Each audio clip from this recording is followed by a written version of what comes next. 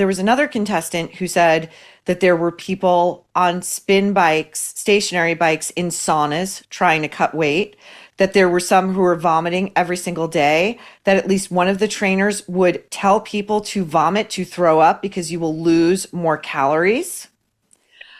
That everybody, the consensus was that there was no way that the people involved in the making of the show could not have known what the extremes that were necessary to cut a couple of 100 pounds in, I don't know, how many weeks was production on the show and your season anyway? So for production, I left in February, and by maybe about 6 weeks when I returned home, even shorter than that, 4 to 5 weeks, I'd already cut 40 pounds. In 4 to 5 weeks. Absolutely. When the medical best advice is 1 to 2 pounds per week. Absolutely.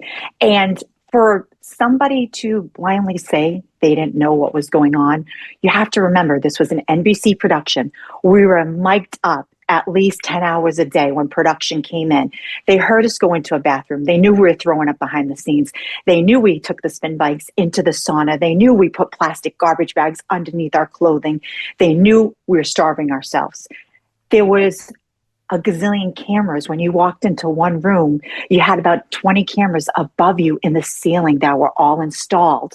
As soon as you walked into the room, lights would go on like camera action. And they had a secret room in the mansion where they must have had about at least 200 computers. And at any given point, producers would go back there and they were constantly watching what was going on behind the scenes. So to medically claim ignorance that you don't know what's transpiring, that's unacceptable.